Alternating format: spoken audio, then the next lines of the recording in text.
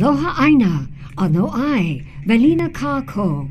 Welcome to Free Hawaii News, brought to you by the Koani Foundation, presenting Hawaiian perspectives on a broad range of topics and issues affecting the Hawaiian Islands, the Pacific, and the world. Your hosts for Free Hawaii News are Leon Kaulahau Siu, musician, composer, diplomat, and political analyst, and Hina Lei Moana Wong, Kumuhula filmmaker, cultural and Hawaiian language preservationist, and community leader. And now, Free Hawaii News. Ano ai me ke aloha ia kākoa pauloa e ko Hawaii nei pai aina mau poe. E nā kanaka, nā kamaaina, nā malihini ke kai, ke aloha nui no ia au kou. E ia no maua o wau no o Hina Lei Moana, Wang Kalu. Aloha, and my name is Leon Kaulahau Siu, and we welcome you to this episode of Free Hawaii News. Mahalo anui ia o kou, no ko o kou kipa ana mai. Aloha. Recently, there was an article in the online journal Civil Beat, and the question that they asked, or the article talked about, is it time for Hawaii to renegotiate its relationship with the military? Now, this, of course, is a very salient topic to speak about, so we're going to discuss this a little bit more about how our relationship with the military ought to be from this point going forward. We're in the time where our people, as a community, as well as our range of individuals, our kumu, and the haumana that have now come through their years of olelo schooling, and so many others. I believe that our people have elevated our consciousness as a cumulative to the degree that these kinds of questions and discussions absolutely need to be had. Mm-hmm. In the international realm, I happen to be familiar with other countries in the South Pacific, and these are some of our families, mm-hmm. our larger ohana of the Moana Nui.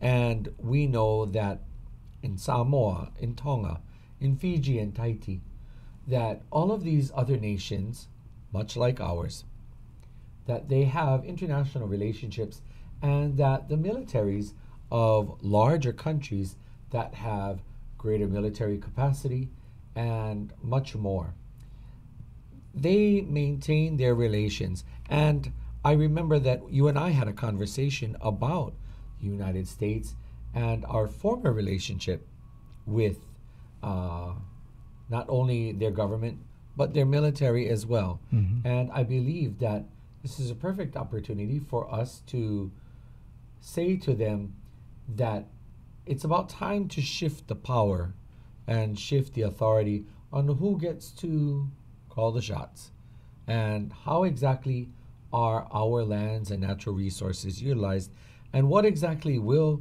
the U.S. military's role and responsibilities be while they are here. Mm-hmm. And the questions, that we need to raise are the trade-offs. What benefits are there for our people as well as for the U.S. and what it wants to do with its purposes here, and so when we look at the trade-offs, a few years ago there was a proposal to close down 2 of the military bases here in 2015, and there was a hue and cry from the public in Hawaii saying, oh no, if the military closes down those bases, then economically would be harmful to our islands and all that. And so there was a big campaign to keep the military, those bases open and keep them here. However, there was also an opportunity at that time to look at what the real benefits are and what the liabilities are for Hawaiians to host the military, the U.S. military here. And so that discussion was really quite revealing, because we found out that all things weighed, actually we were bearing the larger burden. Hawaii was bearing the larger burden of the military being here. So what they brought in by way of military spending was more than offset by what they used up here and like that. So there has to be that discussion. What's in it for us? But ultimately, one of the things that I've been participating in is a discussion about demilitarization in general in the Pacific. And one of the things that I think we have to take into consideration is not just the benefits, but really our security as a people. Like you said, who calls the shots? For instance, Tonga and Samoa and those, they have their own military, and it's for self-defense. The military here in Hawaii is not necessarily for self-defense. It's the United States base where they can project their power into the Pacific, therefore making us a large target for enemies of the United States. In fact, an irresistible target for any enemy of the United States. So we have to weigh that and see what are the benefits, because what we don't want to do is to put Hawaii into the position of being a threat to other islands and therefore drawing the ire of these other countries who may be belligerent against the United States. So we need to have this discussion. What's our balance sheet on this? Yeah. Yes, and even when it comes down to daily things that we may not think much of, in some of our other Ohana islands in the south, the various other international government partners that they maintain, they are responsible for so many different projects. They do community revitalization projects, water projects, infrastructure like roads and sanitation. And so here in Hawaii, we see that the United States of America is largely responsible for having a military presence, but it's at our lower levels, at the state and city and county levels, that other things like our infrastructure are maintained. But it doesn't necessarily place any true responsibility upon the U.S. military to be accountable and responsible not only for the lands that they utilize, for example, for their bombing and their other military training needs and desires, but also their presence here. And their presence is very dominant in Hawaii. We may not necessarily always think about it that way, but it is. And they're not accountable to shoulder this burden. This is shouldered by us. This has been going on for quite a long time, and today we have a friend of ours who's been a longtime activist, Ku'e Kia'i, for demilitarizing the Pacific as well as, of course, Hawaii. And his name is Kyle Kajihiro. Welcome, Kyle. Aloha. Aloha, Hina. Aloha, Leon. Good to be with you today. Is it time for Hawaii to renegotiate its relationship with the U.S. military? Absolutely. Actually, I think it's past time that we renegotiate the relationship. For one, the military presence in Hawaii represents a fundamental contradiction when we're talking about Hawaii's rights as a sovereign country and how that was violated when U.S. troops intervened, supported a coup d'etat, and installed, a puppet government, did regime change on Hawaii. So Hawaii was the first regime change. And as we know from the work of many historians and activists and scholars, there was no lawful transfer of Hawaii's sovereignty to the United States. So it is a fundamental problem that is not something of the past. It still manifests itself in the present. And one example of that, of course, is all the hundreds of thousands of acres of land that the military controls in Hawaii.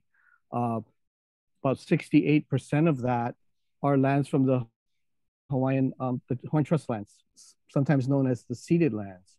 Right? These are crown and government lands of the Hawaiian Kingdom that were unlawfully taken and used by the military. Do you think there is a proper role for the U.S. military in Hawaii or not? If so, what is it? Hawaii becomes a fulcrum to extend military power across the Pacific. And so the entire Pacific right now, it was designed to be an American lake. This is Roosevelt's words Franklin D. Roosevelt's word after World War II, we must preserve the Pacific as an American lake.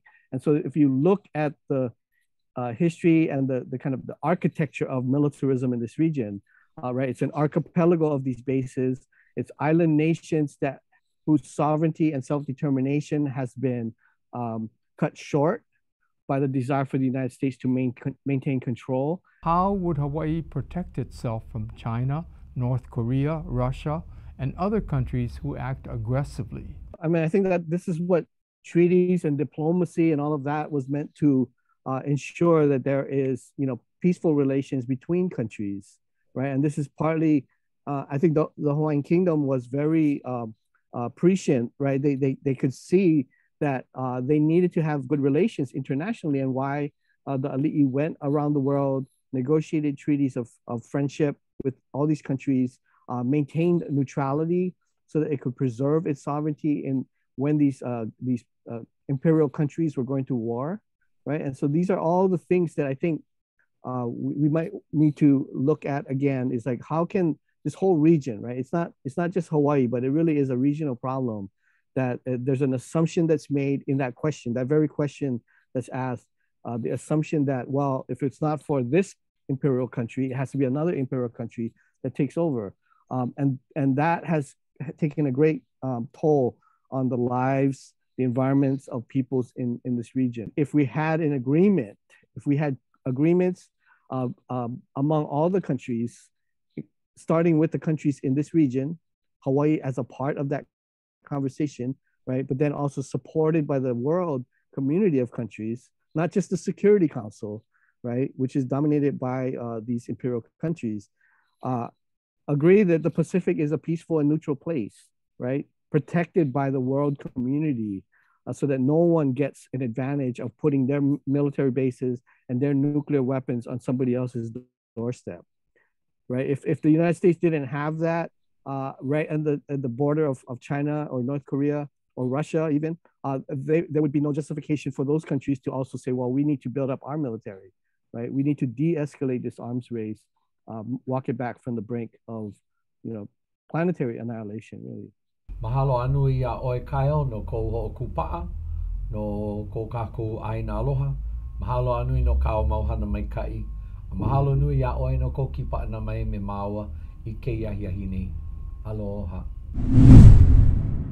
I'd like to once again recognize my co-host, Leon Siu, for his work in the international arena. And to provide us with an update and the latest happenings, let's look now to what's going on. Tell us, Leon, what do you have for us this evening and for this show about any updates from the United Nations? All right, mahalo.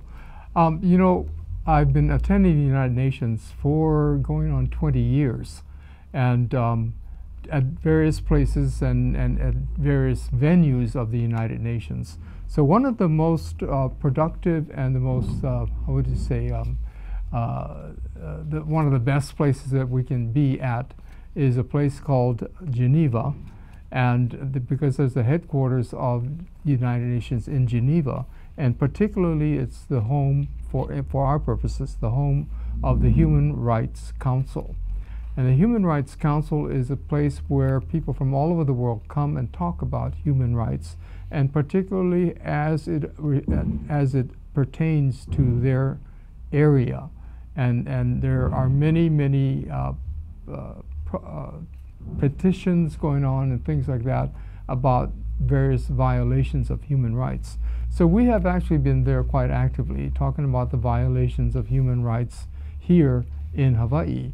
And there are many. When you talk about occupation of a nation, that's a violation of human rights. When you talk about poverty and other types of issues that stem from that occupation, that's a violation of human rights.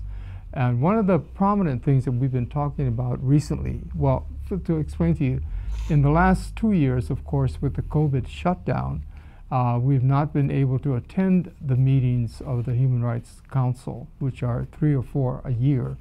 As a result, we thought that we were now disconnected from that particular venue.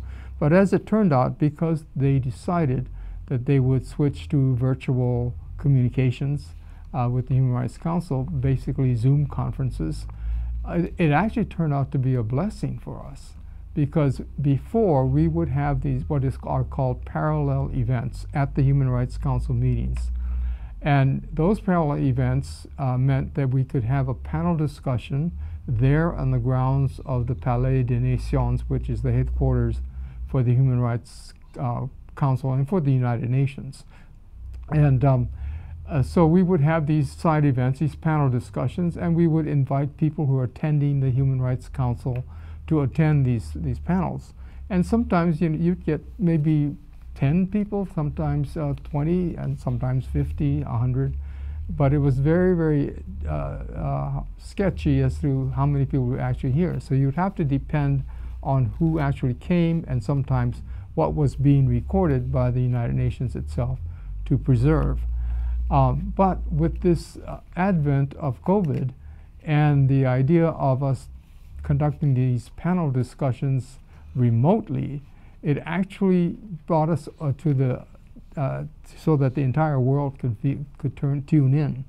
And so the Human Rights Council would assign us a time. We would pick a topic and choose our own panel members, and then they would assign us a time in which we could then present these during the Human Rights Council. So again, most of the people attending the Human Rights Council could then go back and just do it on their tune in on their own time, and so could the world. So we found that the listenership for our presentations, our panel presentations, was much, much amplified by COVID and this necessity to do everything by remote. So one of the topics that we've been talking about quite a bit is what we've been speaking about in this show, and that is demilitarization. But not just demilitarization of Hawaii, but demilitarization of the Pacific, because there are other places like Okinawa and the Marianas and Guam that have military bases, U.S. military bases, that put their people at risk as well. And of course, then there's a lot of military contamination and the building of bases, like in Okinawa, where they're filling in a bay to build a new Marine Corps base. And the people of Okinawa have been just objecting to that and filing all kinds of petitions. They got a signature of over 200,000 signatures to stop the construction of this base, but it's all been ignored. And so these are still going on. So these are the kinds of complaints that we are registering at the United Nations. But these panels that we have been conducting on demilitarization are getting much, much more traction than we ever have had before. And so this is why we are very encouraged by the fact that the world is beginning to listen to what's going on here in Hawaii. And so not only, of course, demilitarization, but our issues here in Hawaii itself, over-tourism, and the environmental impact of what's going on in Hawaii. These are all issues we have been bringing up over and over again at the United Nations Human Rights Council and some of the other bodies of the United Nations. But we didn't have as broad an audience as we do now. And so this has been really a boon to us, because now that the Human Rights Council has reopened, many of the people like ourselves have decided, well, actually it's better for us to utilize the online opportunity. And now people have become used to seeing us online, because we do about six to eight sided or these parallel events a year. And so people are now watching for us. So we can bring these topics up, and we've established a measure of credibility because we have been consistent, and we've also been inclusive. We're not talking only about Hawaii, we're talking about issues that affect all of us. So when we talk about decolonization, or let's say our right to free Hawaii, we bring in other countries and other places that are struggling in the same way. So it has been really quite a boon to us to be able to speak to a much, much broader audience and to speak at a deeper level and to have access to experts who can participate online rather than having to travel to Geneva or you know, all these types of things. So we have really found that this has been of great benefit to us. But that's being said, the real decisions and the real discussions that you can have with diplomats, with those representing the different countries at the United Nations, still need to take place face to face. So the general information and all of the things that we're putting out is great to go put out online. But when we're talking to diplomats about deeper things, about our relationships, about the issues that we have, say, here in the Pacific, about sea level rise and what we can do cooperatively to address these issues, those take a much more a person-to-person kind of a presentation or meetings. In other words, you have to be there, and you have to. There are many things that cannot be said in an email or on a Zoom call, and which can be said privately. So in my last visit to the United Nations in New York, I was there to converse with a number of different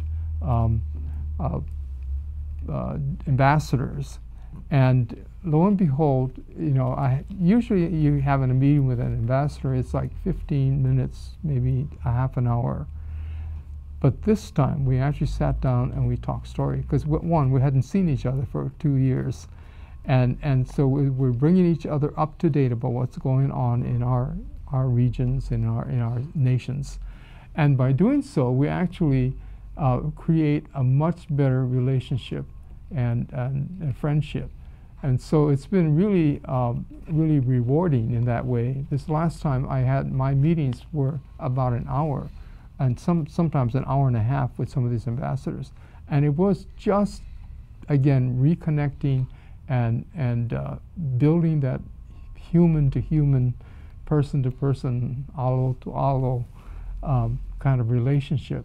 And that is really invaluable. So we're actually progressing very well on both levels, the person-to-person immediate contact, as well as the broader issues and the broader way that we can speak to a broader audience. Yeah. Mahalo. Mm-hmm. Mahalo nui oi, Leon, for your continued work and your vigilance, and for continuing to share with the viewers and our audience about updates from not only the United Nations, but your experience in doing this advocacy. Mahalo nui. The topic of tourism is probably one of the most provocative topics that we could talk about, even above and beyond U.S. militarization here in Hawaii. And the reason is because Hawaii has long relied on the presence of tourism and having tourists in and about our spaces and places, and the trajectory of those who have been responsible for marketing Hawaii to the rest of the world didn't necessarily give a thought to what kind of implications this would have upon our people.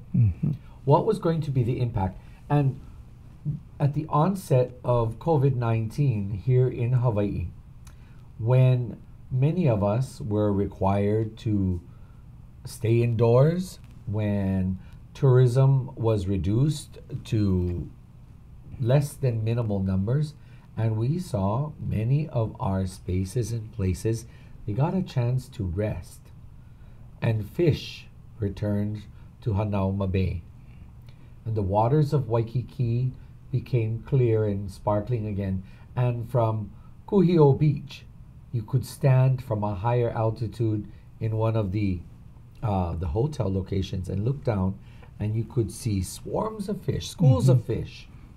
And I do remember that there was once a shark that was caught on a drone, and you could see the shark going after the fish.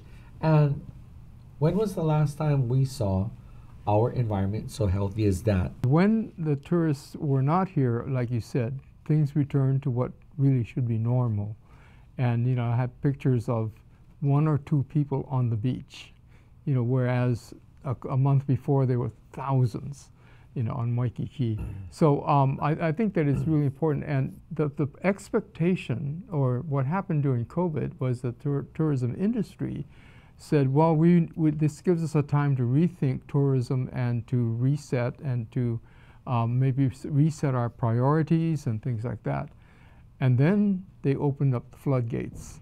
And as we saw, the initial opening of Hawaii to tourism just flooded our not just our resources here, but, you know, all of the places like Maunawili Falls and places like that where people were going crazy.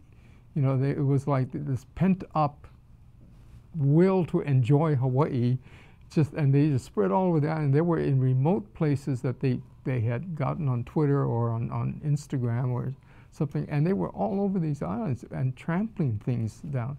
So it was a virulent type of tourism we had not seen before. And then, of course, it settled down a bit now, but the latest statistics show that tourism is up to the rate of occupancy now that it was prior to the COVID shutdown. But that's not even including the Japanese. So what's going to happen when the Japanese arrive? Tourism is going to be almost impossible to cope with, you know, especially having had this experience of having no tourists here for a while. It becomes so glaring a contrast of what our lifestyle, or how our lifestyle is being affected by tourism. We have great news that was announced just the other day to the community, and that is that the Council for Native Hawaiian Advancement has received a contract to take over the business of promoting Hawaii to the rest of the world. And I believe that this signifies a time of change, time for hulihia, a time for that which we have known for too long to be overturned, and for a greater sense of balance to be restored.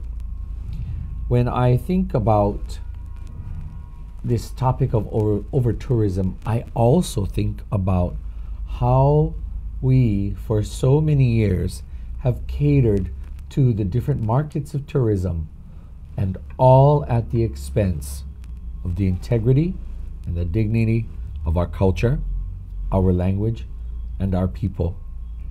Oftentimes we hear the word cultural appropriation. And so this time ahead of us now represents an opportunity for us to get back to what is culturally appropriate versus simply running through what some would call cultural appropriation.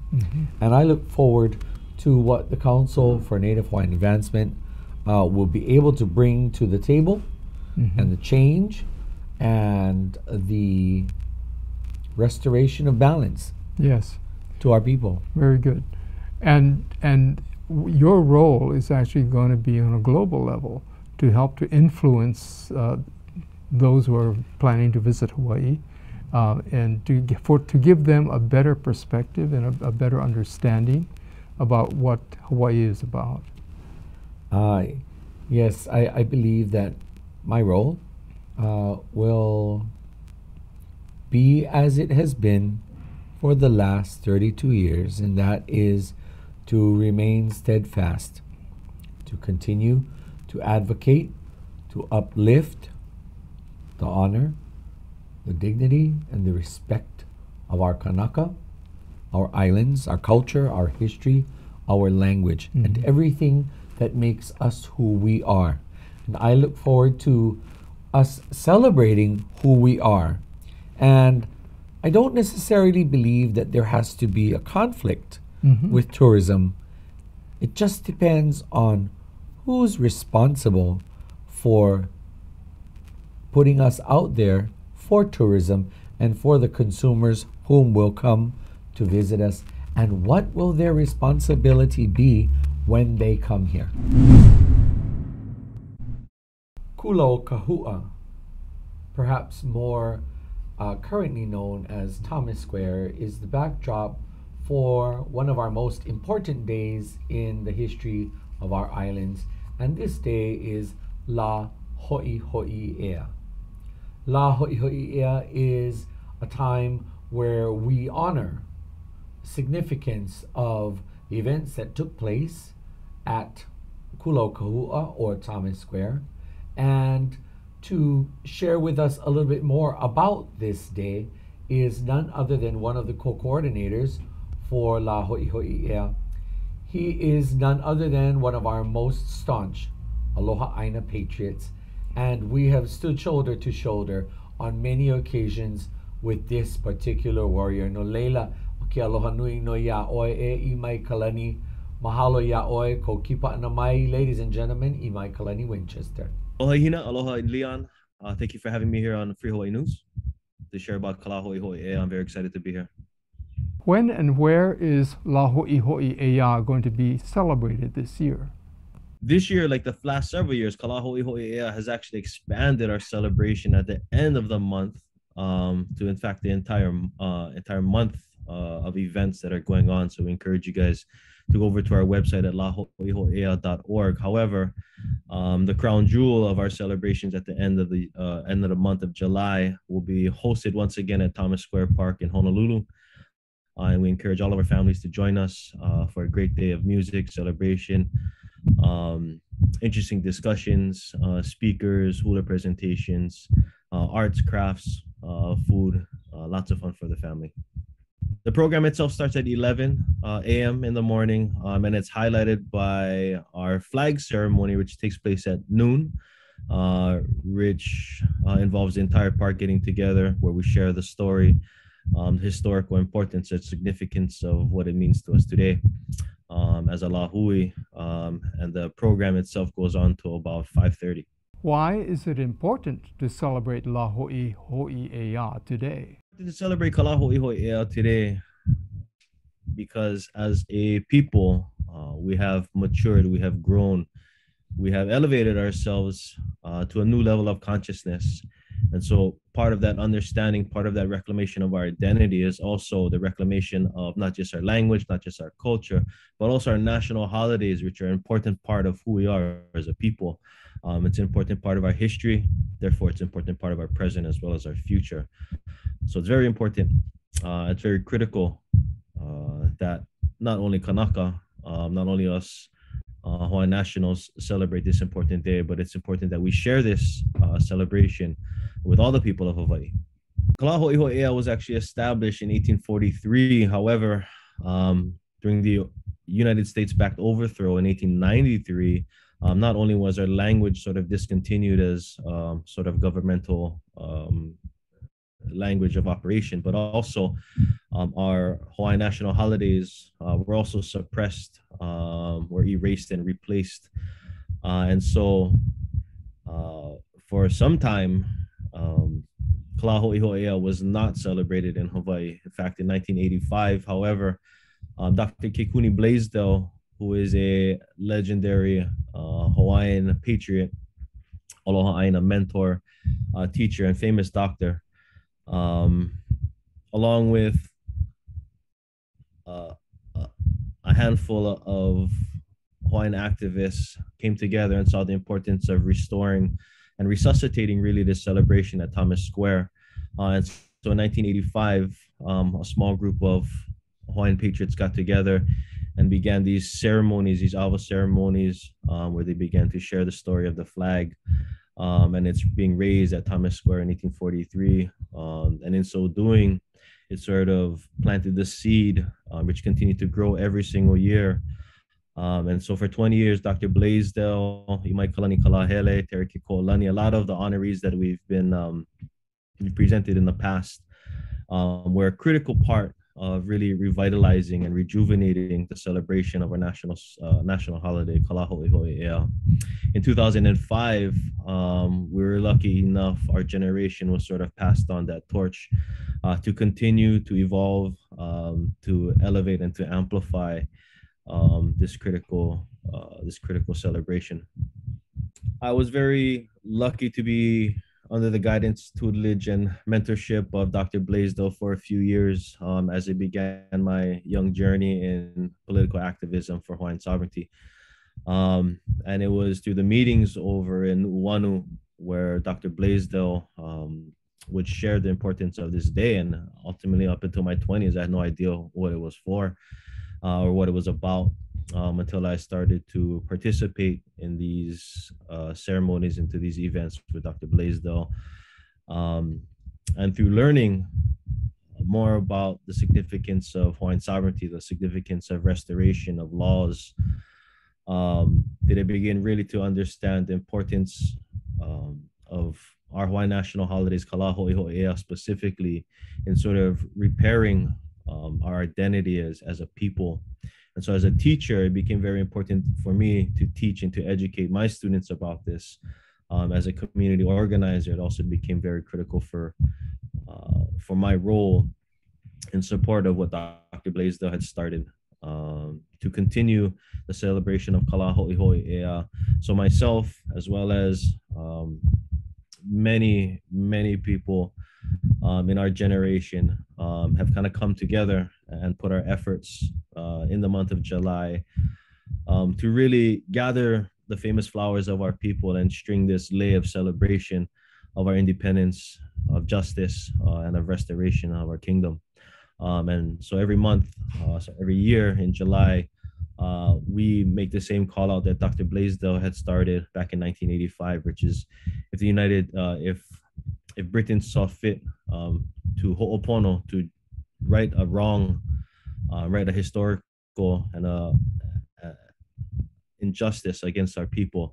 And likewise, we make the same demand for the United States of America to deoccupy, to restore justice, and to restore independence to the Hawaiian Kingdom today.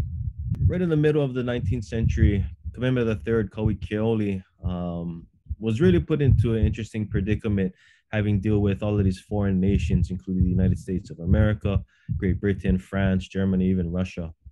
And during this time, there were a lot of interests in the nascent Hawaiian Kingdom, where we were just developing ourselves into a modern state.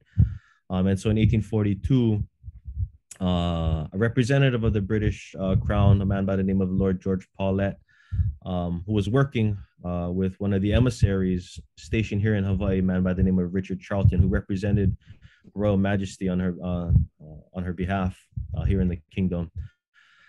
There was a bit of a land dispute, and Richard Charlton became upset with him having to forfeit the lands that were allowed for him to use. And so he wrote a letter to Lord George Paulet, and Lord George Paulet brought his warship to the shores of Honolulu, pointed his cannons at the government buildings, and demanded a conference, a meeting with Kauikeoli, the king, to discuss these issues brought to him by Richard Charlton.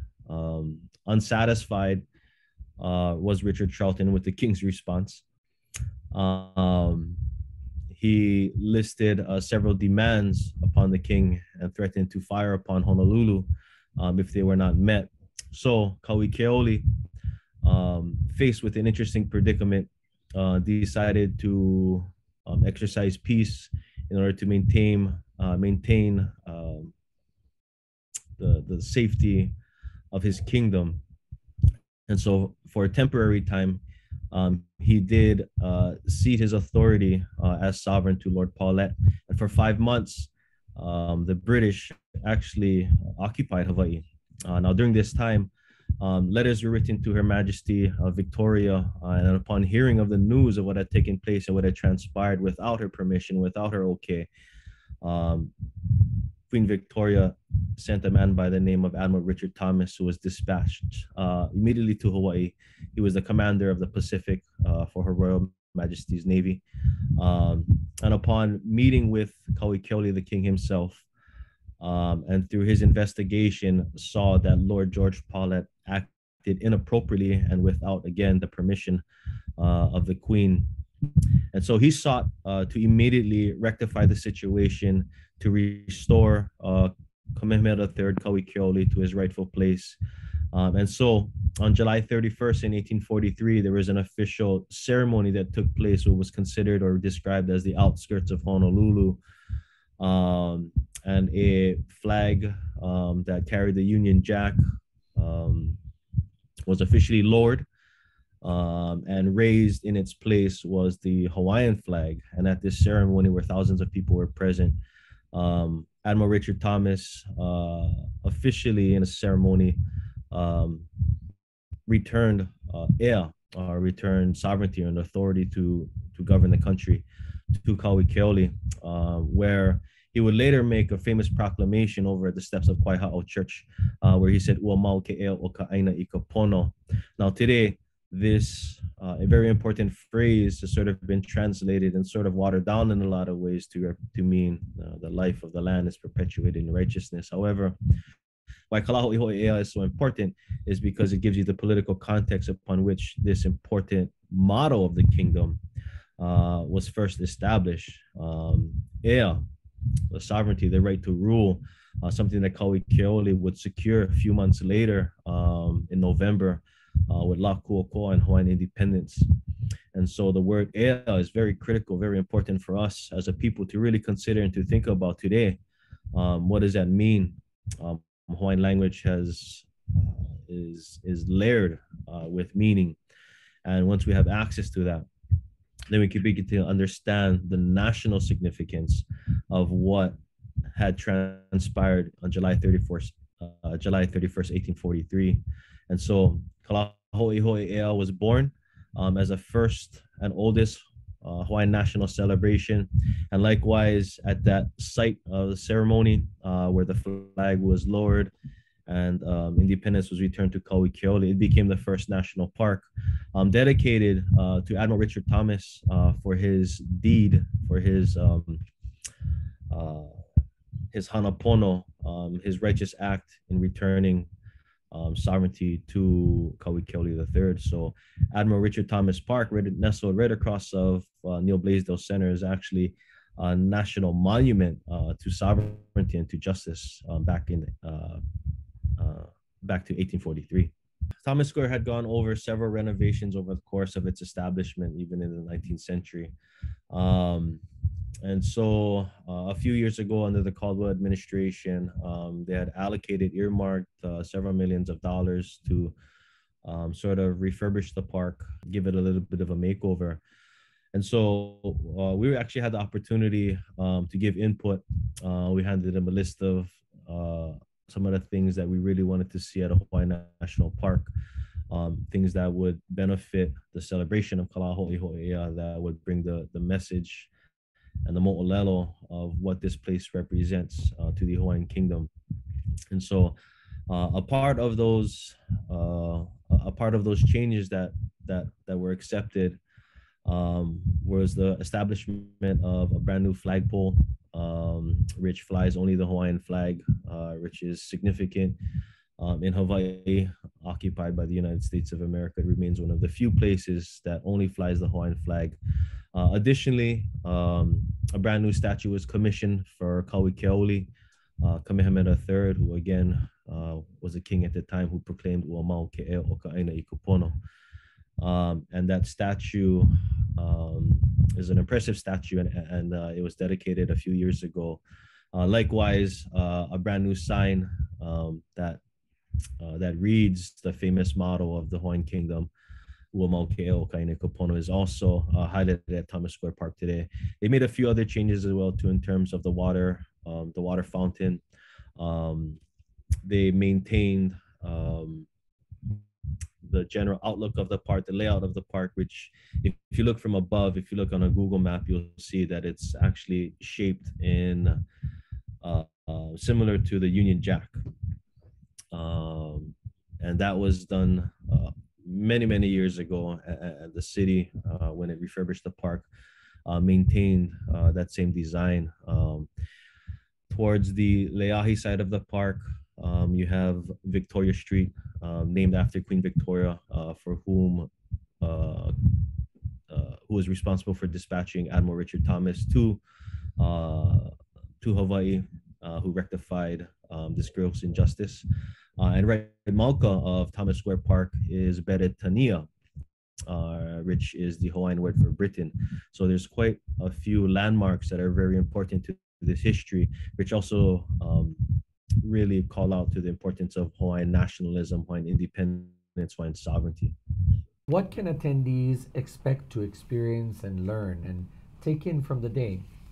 We invite all people of Hawaii to come to learn and to share and to support a lot of the organizations that have been doing the groundwork on the front lines, for years and years and years, and continue to come and to celebrate our identity as a people, and our future and our potential.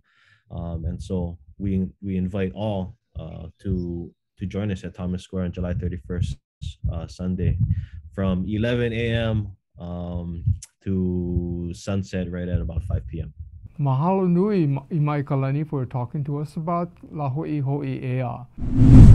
I'm going to challenge everyone watching to think again in an effort to reset our center of balance and reset our understanding of where exactly should we be paying attention.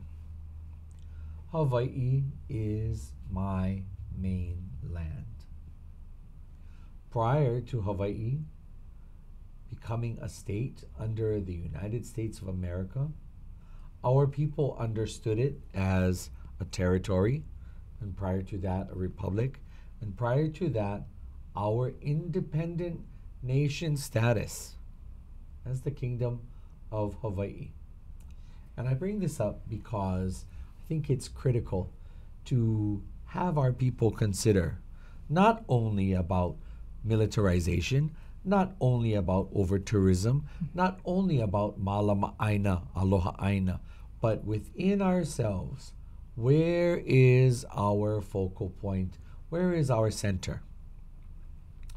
And if you can challenge yourself and say, Hawaii is my mainland, and say it loud and proud, and not feel some kind of way, then perhaps you may be on your way.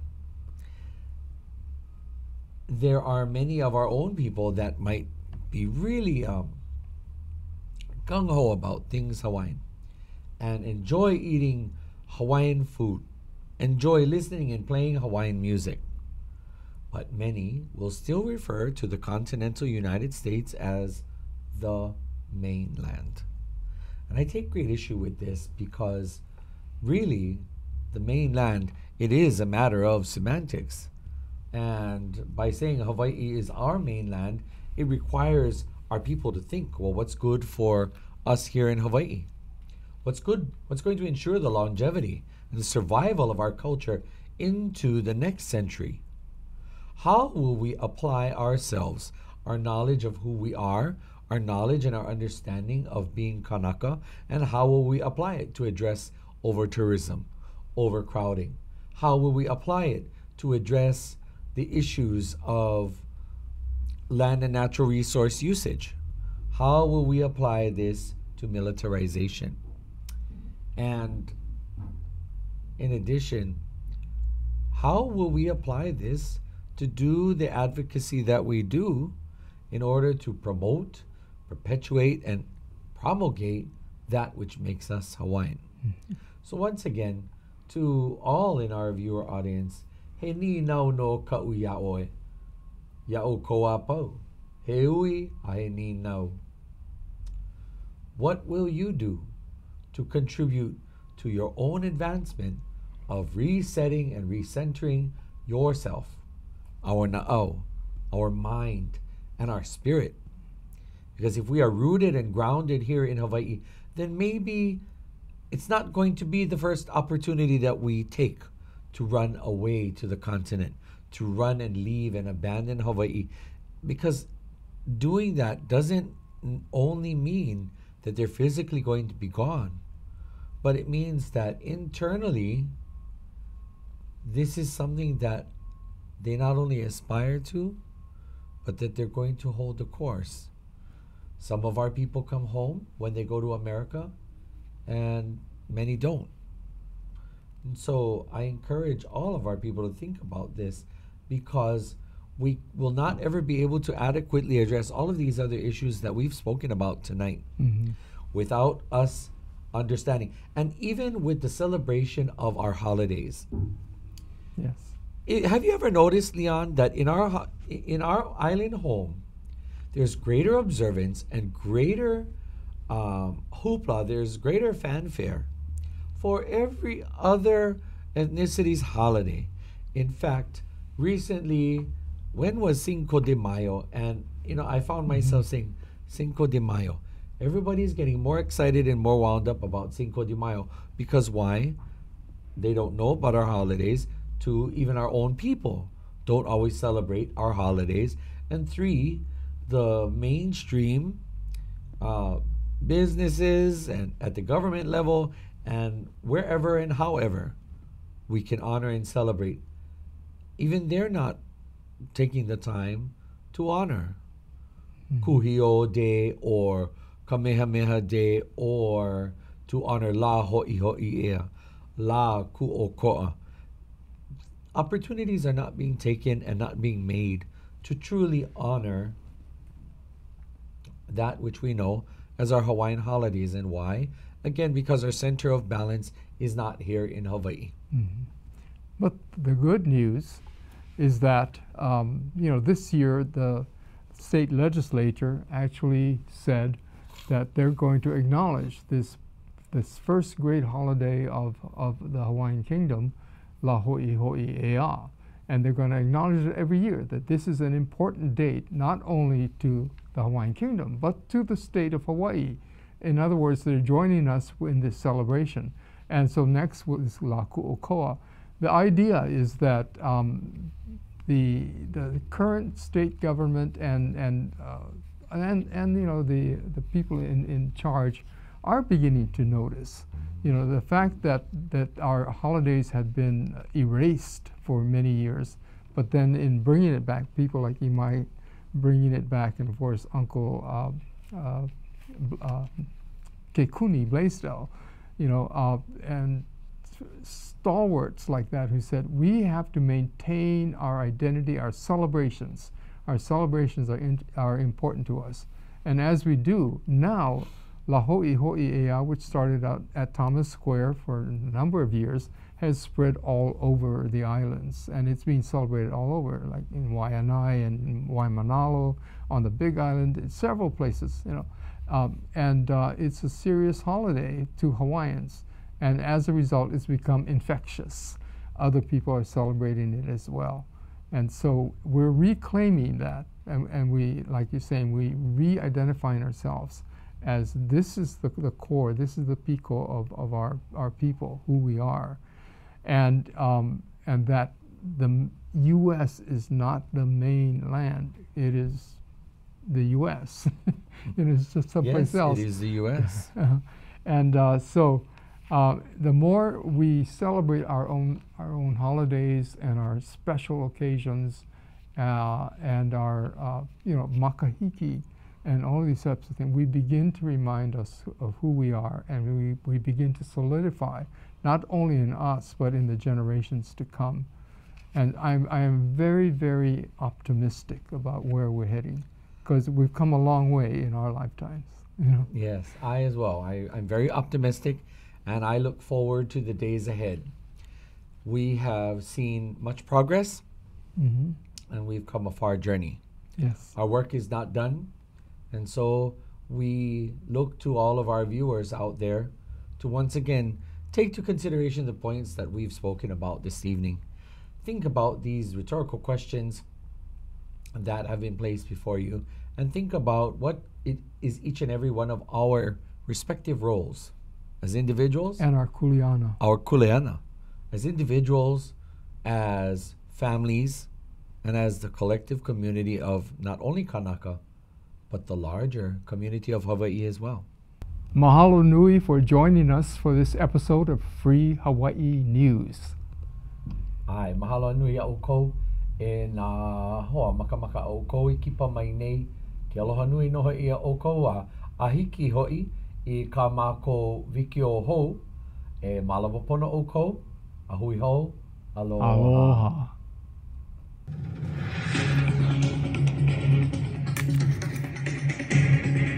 We hope you enjoyed this month's episode of Free Hawaii News. Mahalo for watching. There's a new show every month, so this program will air several more times this month. You can view it anytime on Olelo's on-demand site or on YouTube. See you next time. Ahui ho, aloha aina.